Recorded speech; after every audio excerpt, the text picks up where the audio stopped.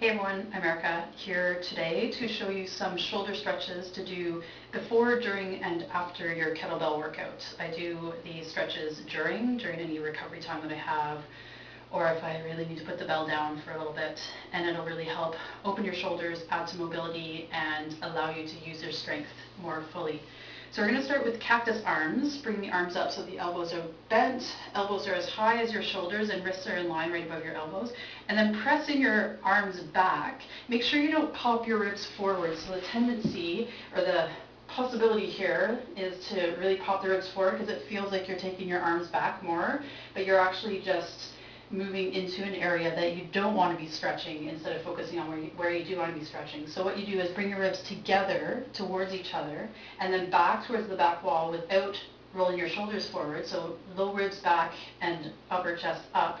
That gets right into the thoracic spine between the shoulder blades, and you can start to feel all sorts of stuff there because the thoracic spine doesn't like to open that way. And then the other tendency is for the head to jut forward, and you need to really root it back. So tuck your chin just a little bit and root back. Imagine someone's pushing your head forward and you're not letting them. You're pushing their head straight back. You're keeping your low ribs back, and then press your arms back. See if you can get your elbows beyond your shoulders. It might not happen today. Mine just barely get there.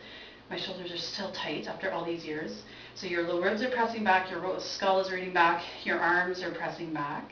And then bring your arms forward, bring your right arm over top of your left. Try to cross your elbows or your arms above your elbows. Keep your thumbs pointing towards your face, and then take your right hand, your top hand, back towards the right, your left hand back towards the left. Maybe you can grab your thumb, your right thumb with your left hand.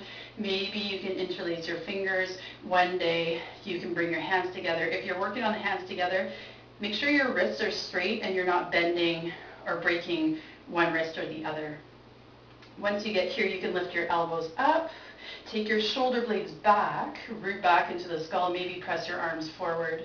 If you're not able to even get the hands together, you can maybe have somebody, if there's someone at home with you, you can have someone help you press really gently, press at your wrists to bring your hands towards each other. Or you could try using the wall.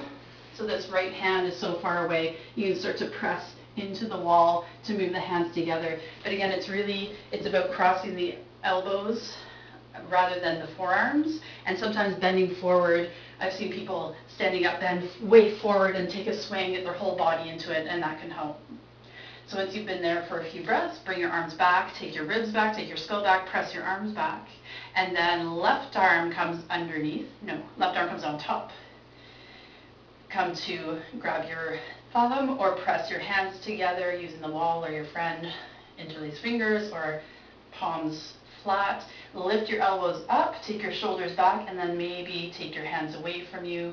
You can even start to press your hands towards the left, whichever arm is on top. That's the way you're pressing your hands. Take a breath. And then bring your arms back, take your ribs back, your head back, your arms back, and then drop that. Another really simple one is shoulder circles.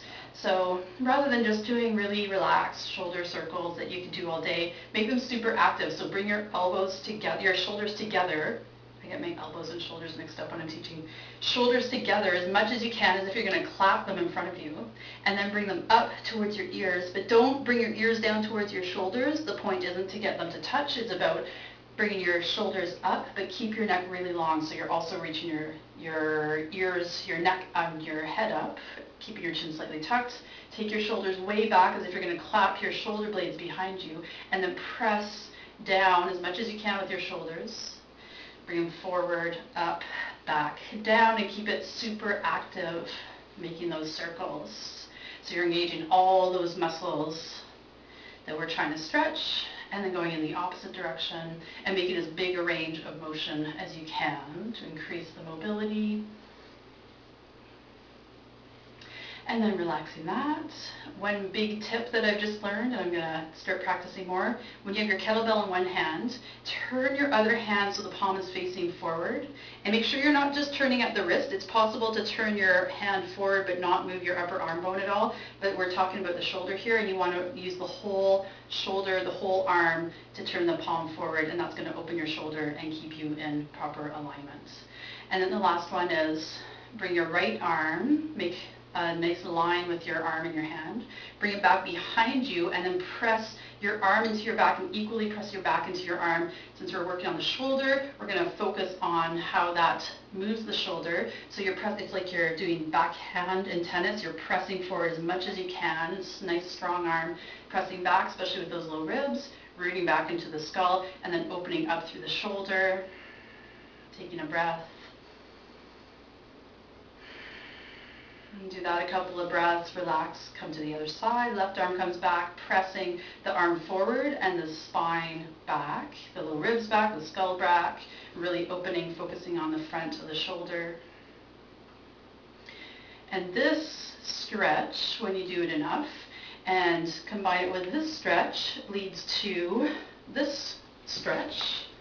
Maybe you can reach your fingers, maybe you can use your shirt, or maybe you can use a belt or a rope or whatever you've got that can connect the two hands together. Reaching the top elbow up, the bottom elbow down, and pressing back. Not focusing so much on the top elbow coming over, because then you can get into some stretch too many, there are all the nerves and ligaments in there that you don't want to stretch. Focus more on reaching up and pressing back.